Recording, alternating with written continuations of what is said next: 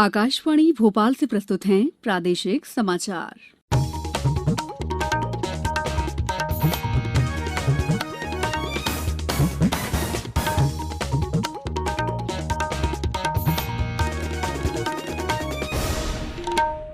नमस्कार, समाचारों के साथ मैं दीपा सिंह। पहले मुख्य समाचार। प्रधानमंत्री नरेंद्र मोदी ने कहा, नई शिक्षा नीति एक दस्तावेज नहीं बल्कि 130 करोड़ भारतीयों की आकांक्षाओं को अभिव्यक्त करती है। अनलॉक 3 में आज से रात में घर से बाहर निकलने पर लगी पाबंदी हटी, वहीं स्कूल कॉलेज 31 अगस्त तक बंद रहेंगे। प्रदेश में शुरू हुआ संकल्प की चेन जोड़ो और संक्रमण की चेन तोड़ो थीम पर केंद्रित किल कोरोना 2 अभियान। और हमारी विशेष श्रृंखला अच्छी खबर में कल सुनिए, बालाघाट में गोबर से बनाई जा रही अनूठी राखियों पर खास रिपोर्ट। अब समाचार विस्तार से। प्रधानमंत्री नरेंद्र मोदी ने कहा है कि 21वीं सदी के तेजी से बदलते विश्व में भारत को अपनी प्रभावी भूमिका निभाने के लिए तेजी से बदलाव लाना होगा।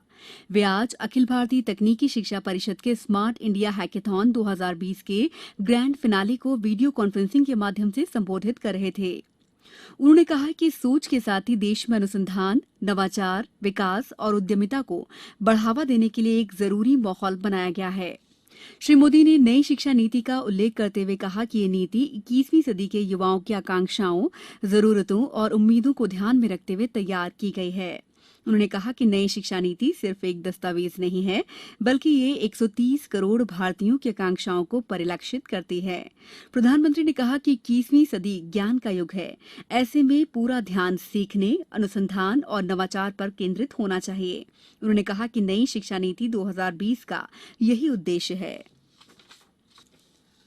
केंद्रीय कृषि एवं किसान कल्याण मंत्री नरेंद्र सिंह तोमर ने कहा है कि कृषि क्षेत्र में देश को किसी भी संकट से बाहर निकालने की क्षमता है।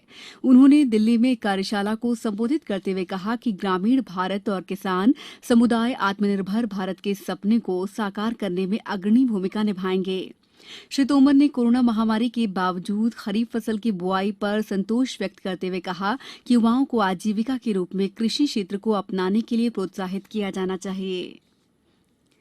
अनलॉक 3 में कोरोना महामारी से अत्यधिक प्रभावित क्षेत्रों को छोड़कर अन्य स्थानों पर कुछ और गतिविधियों की अनुमति देने संबंधी नए दिशा निर्देश आज से लागू हो गए हैं। इन दिशा निर्देशों के तहत रात में बाहर निकलने पर लगी पाबंदी हटा दी गई है। वहीं इस महीने की 5 तारीख से जिम और योग संस्थानों को खोलने की अनुमति भी दी गई है। इसके अलावा शारीरिक दूरी और स्वास्थ्य संबंधी निर्देशों का पालन करते हुए स्वतंत्रता दिवस कार्यक्रम आयोजित किए जाने के निर्देश दिए गए हैं, जबकि स्कूल, कॉलेज और कोचिंग संस्थानों को 31 अगस्त तक बंद रखने को कहा गया है। इसी तरह मेट्रो रेल, सिनेमा घर, स्विमिंग पूल, मनोरंजन पार्क और बार को खोलने की अनुमति नहीं होगी। इसके अलावा ऐसे सामाजिक, राजनीतिक, खेल, सांस्कृतिक, धार्मिक और अन्य कार्यक्रमों पर पाबंदी जारी रहेगी जहां भीड़ जमा होती है। प्रदेश में आज से किल कोरोना अभियान 2 की शुरुआत की गई है। इस बार के अभियान की मुख्य थीम संकल्प की चेन जोड़ो, संक्रमण की चेन तोड़ो है। 14 अगस्त तक चलने वाले अभियान के तहत बड़े पैमाने पर लोगों की स्वास्थ्य जांच के साथ साथ मास्क पहनने की अनिवार्यता, बचाव के लिए नियमों का पालन और जन जागरूकता के लिए प्रचार प्रसार किया जाएगा। साथ ही जनप्रतिनिधियों के सार्वजनिक दौरे, विकास कार्यों के शिलान्यास, लोकार्पण आदि कार्यक्रमों पर रोक रहेगी। लेकिन ये कार्यक्रम वीडियो कॉन्फ्रेंसिंग के माध्यम से शारीरिक दूरी का पालन करते हुए आयोजित किए जा सकते हैं। इसी तरह सीधे तौर पर राजनीतिक रैलियों के आयोजन के बजाय जनप्रतिनिधि ऑनलाइन आभासी रैलियां कर सकेंगे। वहीं प्रदेश में अब कोई नया लॉकडाउन नहीं लगाया जा सकेगा। यदि किसी जगह लॉकडाउन की जरूरत होगी तो इसके लिए जिला प्रशासन को राज्य सरकार से अनुमति लेनी होगी। बैतूल में आदिवासी बच्चे रक्षाबंधन के पर्व की एक अनूठी परिभाषा पेश कर रहे हैं।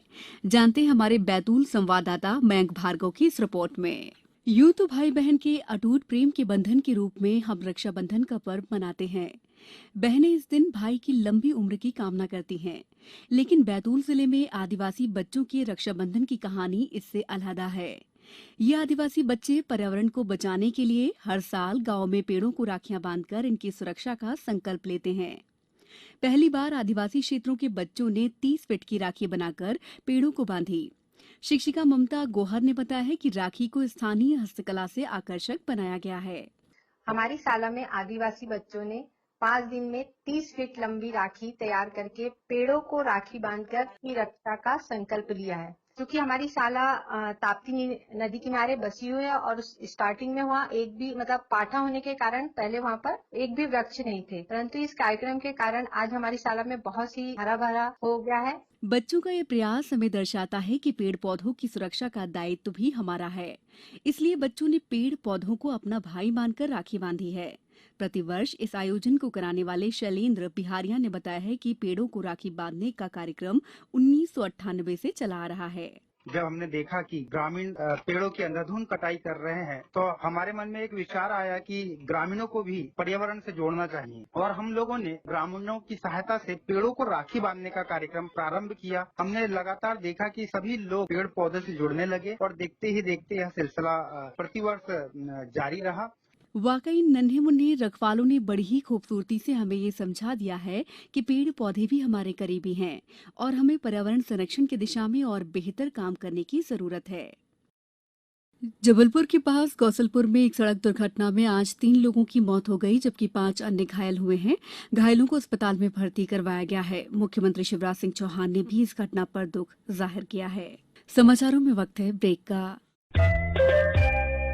ये समाचार आप आकाशवाणी भोपाल से सुन रहे हैं। हमारे समाचारों को अब आप कभी भी और कहीं भी अपनी सुविधा के अनुसार सुन सकते हैं। ये समाचार बुलेटिन YouTube, ट्विटर और फेसबुक पर AIR न्यूज भोपाल पेज पर सुने जा सकते हैं। इसके अलावा आप हमारी वेबसाइट newsonair.com पर या AIR न्यूज ऐप पर भी समाचार सुन सकते हैं। ब्रेक के बाद समाचारों में आपका एक बार फिर स्वागत है। प्रदेश में कोरोना संक्रमितों की कुल संख्या करीब 32,000 हो गई है। इनमें से 22,000 से ज्यादा लोग स्वस्थ हो चुके हैं। राजधानी भोपाल में आज 168 नए मामले सामने आए हैं। यहां पूर्व मंत्री PC शर्मा भी कोरोना संक्रमित पाए गए हैं। गुना कलेक्टर पुरुषोत्तम कुमार ने बताया है कि जिले में आज से किल कोरोना अभियान 2 शुरू किया गया है। इसलिए राज्य शासन ने किल कोरोना पार्ट 2 के नाम से एक नया अभियान आज 1 अगस्त से शुरू किया है, जो 1 अगस्त से 14 अगस्त तक चलेगा। यह मुख्य रूप से जन जागरण का अभियान है, लोगों को जागरूक करने का अभियान है, आम जन को कोरोना से खतरे के बारे में बताने का अभियान है। और इसका उद्देश्य यह है कि लोग बिना किसी हिचक के और 100% लोग मास्क पहने, सोशल डिस्टेंसिंग का पालन करें, भीड़ भाड़ की जगहों पर जाने से बचें। छिंदवाड़ा जिले में 10 नए मरीजों की पहचान की गई है। जिले में संक्रमितों की संख्या 180 हो गई है। आगरमालवा जिले में 3 कोरोना पॉजिटिव मिलने के साथ संक्रमितों का आंकड़ा 94 हो गया है। सीहोर जिले में आज 10 नए संक्रमित मरीज मिले हैं, जिससे संक्रमितों की संख्या 286 हो गई है। समाचार सेवा प्रभाग आकाशवाणी की प्रमुख महानिदेशक इरा जोशी अपने 36 साल के कार्यकाल के बाद कल सेवानिवृत्त हो गईं। उन्होंने सूचना और प्रसारण मंत्रालय में कई उत्तरदायित्वों को संभाला था। हाल ही में उन्हें आकाशवाणी महानिदेशक का प्रभार भी दिया गया था। श्रीमती जोशी के स्थान पर अब जयदीप भटनागर को समाचार सेवा प्रभाग का नया महानिदेशक बनाया गया है। महिला एवं बाल विकास मंत्री इमरती देवी ने आज से 7 अगस्त तक चलने वाले विश्व स्तनपान सप्ताह का शुभारंभ किया।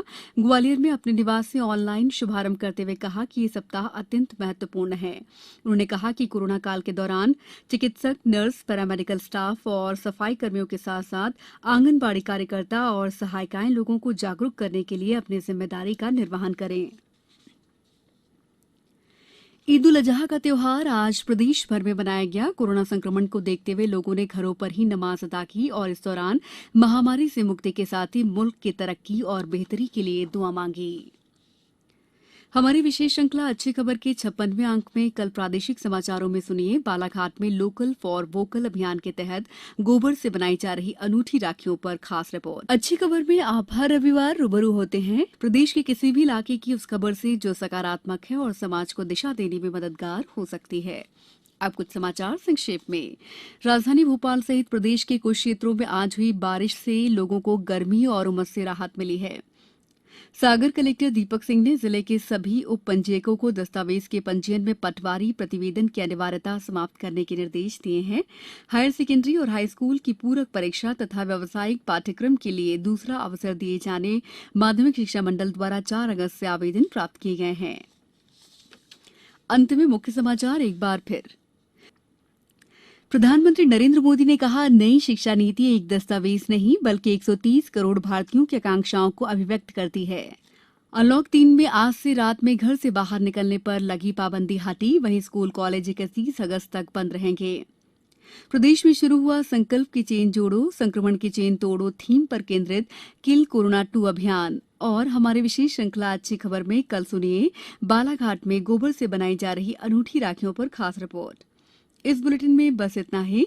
घर में रहिए, सुरक्षित रहिए और सुनते रहिए आकाशवाणी। नमस्कार।